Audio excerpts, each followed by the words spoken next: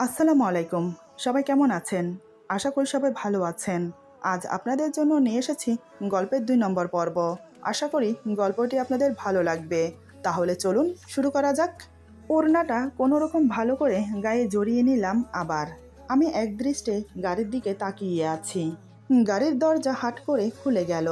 আমি বেশ চমকে উঠলাম। ভয় যে করছে না তা কিন্তু নয়। এই নির্জন রাস্তায় আশেপাশে কেউ নেই। তাই ভয় পাওয়াটা স্বাভাবিক। হঠাৎ গাড়ি থেকে আমাকে অবাক করে দিয়ে নেমে এলো রাজ স্যার। আমি তো অবাক। উনি এখানে? এখানে উনি কি করছেন? আমি উঠে দাঁড়ালাম। আমার সামনে এসে স্যার বলে, কি ব্যাপার? তুমি এখানে কি করছো? রাত ৮টা বাজে, বাসায় যাও। আর এত ঠান্ডায় কোনো সোয়েটার বা জ্যাকেট না পরে ওড়না পরে আছো কেন? ঠান্ডা লেগে অসুস্থ হয়ে পড়বে তো। আমি বললাম, যাব, আরেকটু এখানে বসি তারপর। রাজ স্যার বলে, এত রাতে এখানে একা বসে থাকা নিরাপদ না। তুমি বরং গাড়িতে বসো, আমি তোমাকে ড্রপ করে দিচ্ছি। আমি তো আরও অবাক যে উনি আমাকে নিজের গাড়িতে করে ড্রপ করে দেবে বলছে। প্রথমে তো মনে করেছিলাম উনি আমাকে জোর করে গাড়িতে উঠিয়ে নিয়ে যাবে, কিন্তু না, সেটা করেনি। মনে মনে হাঁপ ছেড়ে বাঁচলাম। আমি বললাম, তার প্রয়োজন নেই স্যার, ধন্যবাদ। স্যার, আপনার কাছে হাত জোর করে ভিক্ষা চাইছি, প্লিজ আমাকে টাকাটা দিন। আমি আপনার টাকা পাই পাই করে শোধ করে দেব। স্যার বলে, আরে আমি কখন বললাম যে আমি তোমাকে টাকা দেব না? টাকা তো আমি এখন এই মুহূর্তে তোমাকে দিতে পারি, কিন্তু তার বিনিময়ে যে তোমাকে এক রাত আমার সাথে থাকতে হবে, পুরোপুরি আমার হয়ে। আমি বললাম, এটা অসম্ভব স্যার, আপনি বুঝতে পারছেন আপনি কি বলছেন? স্যার বলে, আমি জানি আমি কি বলছি। দেখো, এখানে এত ভাবার কি আছে? এই কথাটা তোমার আমার মাঝে সিক্রেট থাকবে, কেউ জানবে না। তাহলে এত ভাবার কি আছে? দেখো, আমি তোমার সাথে জোর করব না। তুমি যদি নিজের ইচ্ছায় চাও তাহলে সব হয়। আমার নাম্বার তো তোমার কাছে আছেই। এই বলে রাস্তার চলে গেল। আমি আবার ধপাস করে বেঞ্চে বসে পড়লাম। ২ হাত মুঠিবদ্ধ করে চোখ বন্ধ করে কান্না করতে থাকি। আজ আমার এই কান্না দেখার মতো কেউ নেই পাশে। শুধু উপরে একজন বসে সব দেখছে। জানি না তিনি আমার কোন পরীক্ষা নিচ্ছে। এই কোন দুবিধার মধ্যে আমাকে ফেলে দিল।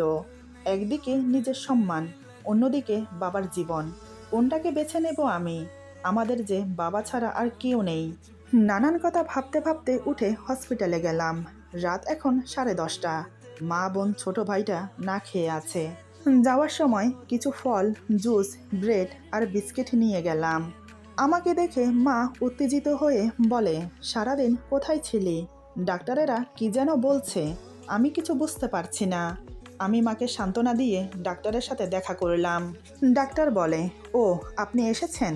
দেখুন, কালকের দিনের অংশে যেভাবে হোক অপারেশন করাতেই হবে, তা না হলে রুগীকে বাঁচানো সম্ভব না। আপনি কি টাকা জোগাড় করতে পেরেছেন? আমি কি করে বলি যে টাকা জোগাড় করতে পারিনি? নিজেকে স্বাভাবিক করে বললাম, হয়ে এসেছে, কাল সকালেই জমা করে দেব। এই বলে বেরিয়ে এলাম। কিন্তু আমি জানি আমার হাতে এখন একটা টাকাও নেই। এক রাতের মধ্যে 10 লক্ষ টাকা কিভাবে জোগাড় করব? আমি মার পাশে এসে বসলাম। মা আমাকে দেখে বলে, তোর চেহারা এমন মলিন দেখাচ্ছে কেন রে মা, কি হয়েছে? আমি বললাম, কিছু না, সারাদিন অফিসের ধকলে এমন দেখাচ্ছে। মা আমার মাথাটা ওনার কাঁধে রেখে বলে, এখানে মাথা রেখে ঘুমিয়ে পড়। আমি বললাম, আমি মায়ের কাঁধে মাথা রেখে চোখ বন্ধ করে নিলাম। সারাদিন অনেক পরিশ্রম হয়েছে, তাই ক্লান্তিতে চোখ বন্ধ হয়ে এলো। মায়ের কাঁধে মাথা রেখে কতক্ষণ যে ঘুমিয়েছি জানি না। হঠাৎ একটা দুঃস্বপ্ন দেখে ঘুম ভেঙে গেল। আমি ধরপড়িয়ে সোজা হয়ে বসি। মা বলে, কিরে, উঠে গেলি যে, কি হয়েছে? আমি বললাম, কিছু না, ঘুমটা হঠাৎ ভেঙে গেল। বাজে স্বপ্নটা দেখার পর আমার বুকের ভেতরটা ধড়ফড় করছে। সত্যি এমন কিছু হবে না তো? না, আমাকে যে করেই হোক টাকাটা জোগাড় করতেই হবে। ঘড়ির দিকে তাকিয়ে দেখি রাত 1টা বাজে। ভাবনা চিন্তা করতে করতে শেষমেশ আর উপায় না পেয়ে রাজ স্যারকে ফোন দিলাম। বেশ কয়েকবার ফোন দেওয়ার পর স্যার ফোন রিসিভ করে বলে, বলো, এত রাতে ফোন কেন করেছ? মতের পরিবর্তন হলো নাকি? আমি তো অবাক ওনার কথা শুনে। উনি কি করে বুঝলো আমি ফোন দিয়েছি? আমি তো কথাই বললাম না এখনো পর্যন্ত। আমাকে চুপ দেখে স্যার বলে, অবাক হওয়ার কিছু নেই। আমি জানতাম তুমি আমাকে ফোন দেবে, তাও আবার এত রাতে আননোন নাম্বার দেখে আমি শিওর হলাম তুমি। আমি বললাম, স্যার আমি আপনার প্রস্তাবে রাজি। রাজ স্যার মুচকি হেসে বলে, গুড গার্ল, আমি অ্যাড্রেস দিচ্ছি, চলে আসো, আমি অপেক্ষা করছি। এই বলে আমাকে অ্যাড্রেস বলে দিয়ে ফোন রেখে দিল। উনি একটি বারের জন্য ভাবলো না যে এত রাতে একটা মেয়ে এত দূর আসবে কি করে। রাস্তাঘাটে তো বিপদ হায়নার মতো ওত পেতে থাকে। আমি আর এক মুহূর্ত দেরি না করে মাকে কাজ আছে বলে বেরিয়ে পড়লাম। অবশ্যই মা জিজ্ঞেস করেছিল যে এত রাতে আমি কোথায় যাচ্ছি। আমি পরে বলবো বলে চলে গেলাম। কোথাও একটা ট্যাক্সি বা রিক্সা পেলাম না। পায়ে হেঁটে আমাকে যেতে হলো। পুরো 1 ঘন্টা লেগে গেল ওনার বাড়ি পৌঁছতে পৌঁছতে। গভীর রাত, রাত আনুমানিক 2টো হবে। এত রাতে আমি দাঁড়িয়ে আছি বিশাল বহু প্রাসাদ সমান এক পেল্লায় বাড়ির মেন গেটের সামনে। পাশেই দেয়ালে খোদাই করে লেখা রাজপ্রাসাদ। রাজপ্রাসাদই বটে, আর নামটা স্যারের নামের সাথে মিলে গেছে। বেশ কিছুক্ষণ দাঁড়িয়ে পুরো বাড়িটা চোখ বুলিয়ে নিলাম। লাইটের আলোতে ভালোই দেখা যাচ্ছে। আমি কোনো কিছুর অপেক্ষা না করে গেটের ছোট দরজায় বার কয়েক টোকা মারলাম। দরজায় টকটক শব্দ শুনে দারোয়ান বেরিয়ে এলো। তবে সে বেরিয়ে এসে চোখ বড় বড় করে অবাক হয়ে আমার দিকে তাকিয়ে আছে। তাকিয়ে থাকারই কথা। এই গভীর রাতে অল্প বয়সী একটা যুবতী মেয়ে এখানে থাকাটা অস্বাভাবিক নয় কি? এদিকে আমি ভয়ে সিটিয়ে আছি। কোনোদিন কখনো এত রাতে রাস্তাঘাটে চলা তো দূর, কোনোদিন বেরোনি পর্যন্ত। কিন্তু আজ আমার নিয়তি আমাকে বাধ্য করেছে এই হাড় কাঁপানো শীতের রাতে পাতলা ফিনফিনে ওড়না গায়ে জড়িয়ে এই নিঝুম নিশীথী রাতে রাস্তা দিয়ে একা আসতে। আমি কাঁপা কাঁপা গলায় বললাম, রাজ স্যার আছেন? দারোয়ান অবাক হয়েই বলে, জি আছেন, কিন্তু আপনি কে? আমি বললাম, উনি আমাকে আসতে বলেছেন। দারোয়ান আমার কথা শুনে আরও অবাক হয়। কারণ রাত 2টো বাজে স্যার কোনো মেয়েকে কেন আসতে বলবে, এটা দারোয়ানের মাথায় আসে না। বেশ কিছুক্ষণ পর দারোয়ান বলে, আপনি একটু অপেক্ষা করুন, আমি স্যারকে ফোন করে জিজ্ঞেস করি। তবে এত রাতে স্যার জেগে আছে কি না আমি জানি না। এই বলে দারোয়ান রাজ স্যারকে ফোন করে। 2-1টা রিং হওয়ার সাথে সাথেই ফোন রিসিভ করে বলে, যে এসেছে তাকে ভেতরে আসতে দাও। দারোয়ান তো স্যারের কথা শুনে বিস্ময়ে অবাক হয়ে যায়। একে তো স্যার কল দেওয়ার সাথে সাথে ফোন রিসিভ করেছে, দ্বিতীয়ত কিছু বলার আগেই স্যার যে এসেছে তাকে ভেতরে পাঠাতে বলল। দারোয়ান আর কিছু না ভেবে স্যারের অনুমতি পেয়ে আমাকে ভেতরে প্রবেশ করতে দেয়। বাড়ির ভেতরে মেন দরজার কাছে যেতেই রাজ স্যার দরজা খুলে বলে, অবশেষে এলে, এসো ভেতরে এসো। এই বলে আমাকে ভেতরে নিয়ে গেল। আমি কোনো কথাই বলতে পারছি না। উনি আমাকে ড্রয়িং রুমে বসতে দিয়ে টি টেবিলে রাখা মদের বোতল থেকে 1 গ্লাস মদ ঢেলে আমার দিকে এগিয়ে দিয়ে বলে, হুইস্কি চলবে তো? আমি তো অবাক হয়ে গেলাম ওনার কথা শুনে। আমাকে দেখে কি কোনো দিক দিয়ে মনে হয় যে আমি হুইস্কি খাই? আমি বললাম, আমি এসব খাই না। স্যার বলে, খাও না তো কি হয়েছে, আজকের জন্য একটু খাও। আমি বললাম, না। স্যার বলে, বেশ, না খেলে জোর করব না। কথাটা বলে উনি 2 গ্লাস হুইস্কি খেলেন, এমনকি আরও আধা গ্লাস ভরে উঠে দাঁড়ান। রাজ স্যার আমার মুখের দিকে তাকিয়ে বলে, তুমি ঠিক আছো তো? আমি ওনার চোখে চোখ রেখে তাকিয়ে মনে মনে বলি, না, আমি একদম ঠিক নেই। এমন পরিস্থিতিতে কেউ কিভাবে ঠিক থাকতে পারে বলতে পারেন? আর কিছু মুহূর্তের মধ্যে নিজের সর্বোচ্চ হারাতে চলেছি, তাহলে ঠিক থাকি কি করে আমি? আমি কথাগুলো ভেবে বললাম, স্যার মৃদু হেসে আমার কাঁধে হাত রাখে। আচমকা কাঁধে হাত পড়াতে আমি চমকে উঠে সরে দাঁড়াই। আমাকে এমন করতে দেখে স্যার বলে, কি হলো রোদেলা, কোনো সমস্যা? কি করে বলি আপনার স্পর্শ আমি সহ করতে পারছি না। একজন পরপুরুষ আমার শরীরে হাত দিক, এটা আমি চাই না। নিজের ভাবনাকে গোপন করে বললাম, না কিছু না আসলে। আমাকে থামিয়ে দিয়ে স্যার বলে, বুঝতে পেরেছি, মনে হচ্ছে প্রথমবার, তাই তো? আমি মাথা নিচু করে বললাম, স্যার বলে, প্রথম প্রথম এমন মনে হবে, পরে সব ঠিক হয়ে যাবে। আমি বললাম, পরে সব ঠিক হয়ে যাবে মানে? স্যার বলে, ওইটা তো কথার কথা বললাম। এখন চলো, এমনিতেও সময় কম। তোমাকে বলেছিলাম সারা রাতের জন্য, কিন্তু তুমি এলে আধা রাত করে, তাই এই আধা রাতেই সারা রাতের চাহিদা মিটিয়ে নেব। এই বলে আবার আমার কাঁধে হাতে রেখে আমাকে ওনার বুকের সাথে মিশিয়ে নিয়ে ওনার বেডরুমে নিয়ে গেল। ওনার স্পর্শ আমার শরীরে কাঁপন সৃষ্টি করেছে, সুখের নয়, ভয়ের।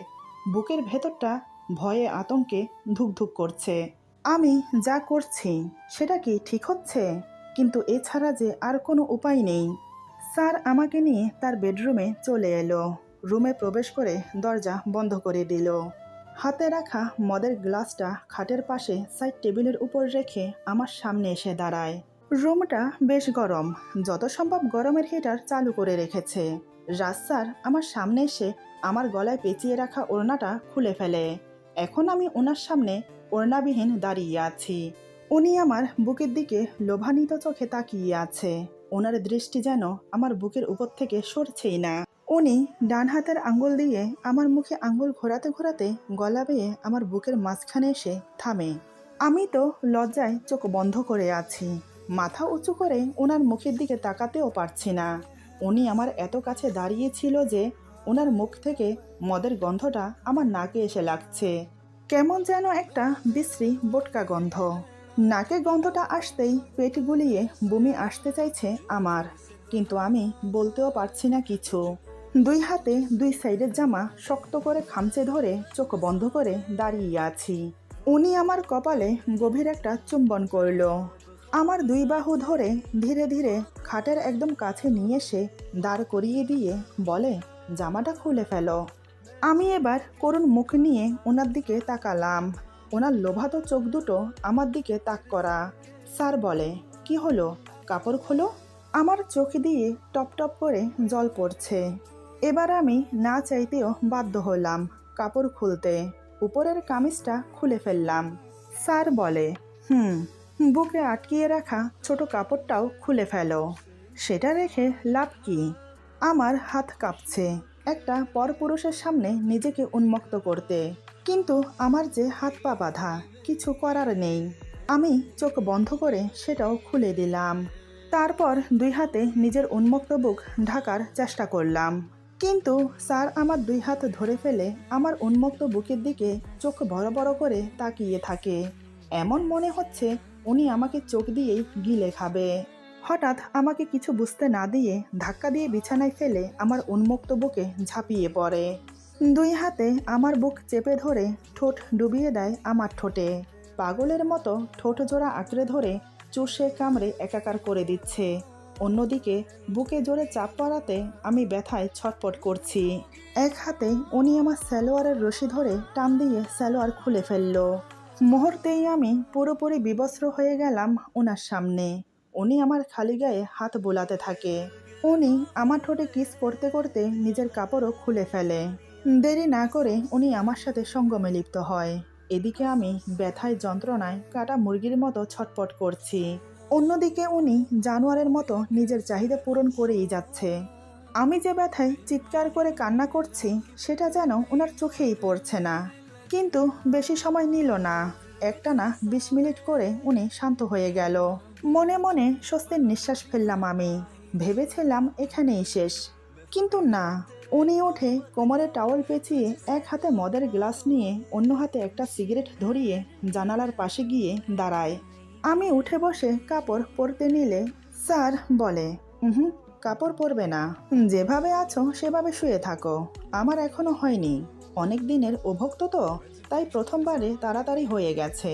সবে তো 2:30 বাজে, এখনো বাকি রাতটা বাকি আছে। ওনার কথা শুনে আমার আত্মারাম কেঁপে উঠল। তার মানে উনি আমাকে আরও শোষণ করবে।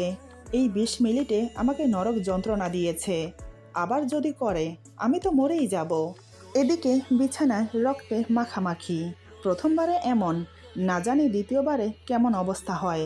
আমি চুপচাপ পায়ের নিচে থাকা কম্বলটা টেনে গায়ে জড়িয়ে নিয়ে শুয়ে রইলাম। বেশ কিছুক্ষণ চোখ বন্ধ করে থাকার কারণে চোখ দুটো খানিকটা লেগে এসেছে। প্রায় আধা ঘন্টা পর হঠাৎ কম্বলটা একটানে শরীরের উপর থেকে নিয়ে ফেলে দিল স্যার। হঠাৎ এমন করাতে আমি চোখ খুলে ধরফরিয়ে উঠে বসি। আমি তো পুরোই বিবস্ত্র। 2 হাঁটু বুকে জড়িয়ে ধরে মুখ গুজে দিলাম 2 হাঁটুর ফাঁকে। লজ্জায় অপমানে কান্না পাচ্ছে আমার। পারলাম না নিজেকে আর আটকে রাখতে, কান্না করে দিলাম আমি। একটা মেয়ে যখন অজানা অচেনা একটা পরপুরুষের সামনে না চাইতেও পুরোপুরি বিবস্ত্র হয়ে বসে থাকে, তখন সেই মেয়েটির উপর দিয়ে কি যায় সেটা শুধু সেই মেয়েটিই জানে। এদিকে স্যার কোমরে পেঁচিয়ে রাখা টাউলটা খুলে পুরোপুরি উন্মুক্ত হয়ে খাটের উপরে উঠে আমার পাশে বসে, একদম আমার পেছনে আমার শরীরের সাথে শরীর মিশিয়ে বসে। ওনার উন্মুক্ত বুকে আমার পিঠ লেপ্টে আছে। এবার উনি পেছন থেকে দু হাত আমার দুই হাতের ফাঁকে দিয়ে গলিয়ে আমার দুই মাংসপিণ্ডের উপর হাত রেখে চেপে ধরে। আমি বিশদ কেঁপে উঠলাম। উনি আমার বুকে চেপে ধরে আমাকে ওনার বুকের সাথে জড়িয়ে ধরে আমার ঘাড়ের কাছে মুখ গুজে দিয়ে গভীরভাবে চুম্বন করতে থাকে। এক হাত আমার বুকের উপর রেখে অন্য হাতে আমার নাভিতে হাত বোলাতে শুরু করে। ঘাড়ের উপরের চুলগুলো সরিয়ে দিয়ে কানের লতিতে হালকা কামড় দিয়ে আমার ঘাড়ে গলায় নাক ঘষতে থাকে। ধীরে ধীরে আমাকে শুইয়ে দিয়ে আমার উপর উঠে পড়ে। শুরু হয় আবার আদিম খেলা। এবার সে আমাকে এত সহজে ছাড়ল না। প্রায় ঘন্টাখানেক আমার সাথে সঙ্গম করে ক্লান্ত হয়ে আবার আমার বুকে মুখ গুজে দিয়ে জড়িয়ে ধরে শুয়ে থাকে। এরপর তিনি আমার সাথে আরও দুইবার শারীরিক সম্পর্ক করে আমার বুকে মাথা রেখে ঘুমিয়ে পড়ে। আমার অবস্থা তখন তথৈবচ। একটা মানুষ যদি একটা মেয়েকে 4 ঘন্টার ভেতরে 4বার শারীরিক নির্যাতন করে, তখন সেই মেয়েটির অবস্থা কেমন হয় বুঝতেই পারছেন। প্রথমবার যাও শরীর নাড়িয়ে উঠে বসেছি, দ্বিতীয়বার নড়ার শক্তি পর্যন্ত হারিয়ে ফেলেছি আমি, তৃতীয়বার তো আমার হুঁশ ছিল না, বেহুশের মতো পড়েছিলাম, চতুর্থবার না পেরে ব্যথায় যন্ত্রণায় ছটপট করতে করতে কখন যে জ্ঞান হারিয়েছি আমি নিজেও জানি না। এদিকে উনি দুই হাতে আমাকে খুব শক্ত করে জড়িয়ে ধরে আমার উন্মুক্ত বুকে মাথা রেখে ঘুমোচ্ছে। দিনের এখন 10টা বাজে। আমার জ্ঞান ফিরল, মাথাটা ঝিমঝিম করছে। চোখ খুলে দেখি উনি আমার বুকে ঘুমিয়ে আছে, কোমরের নিচে ব্যথায় টনটন করছে। এভাবে আর কিছুক্ষণ পরে থাকলে আমার শরীর অবশ হয়ে যাবে, কারণ ওনার শরীরের পুরো ভার আমার শরীরের উপর। তাই আমি নড়াচড়া মোটেও করতে পারছি না। আমার ইচ্ছে করছে ভালো মানুষরূপী এই নরপিশাচটাকে ধাক্কা মেরে নিজের বুকের উপর থেকে ফেলে দেই, তারপর ইচ্ছে মতো ওর গালে কয়েকটা কষিয়ে থাপ্পড় মারি। কিন্তু সেটা করার ক্ষমতা আমার নেই। নিজের উপর নিজেরই ঘৃণা হচ্ছে এখন। কিছু টাকার জন্য নিজেকেই বিলিয়ে দিতে হলো। আমার এখন চিৎকার দিয়ে কান্না করতে ইচ্ছে করছে কাউকে শক্ত করে জড়িয়ে ধরে কান্না করে নিজের মনের দুঃখটা হালকা করি। আমার সব তো শেষ হয়ে গেল আজ। আমার বলতে আমি ছাড়া আর কিছুই নেই আমার। আর ভাবতে পারছি না আমি। যতই ভাবছি এসব ততই নিজের প্রতি নিজেরই ঘৃণা বাড়ছে। আর এমনিতেও আমাকে এখন যেতে হবে। এখন গিয়ে টাকা জমা না দিলে বাবার অপারেশন হবে না। আমি বাধ্য হলাম স্যারকে ডাকতে। আমি বললাম, স্যার শুনছেন, সকাল হয়ে গেছে, আমাকে যেতে হবে। রাজ স্যার নড়ে চড়ে উঠে বলে, ডাকছো কেন? আমাকে আরেকটু ঘুমোতে দাও।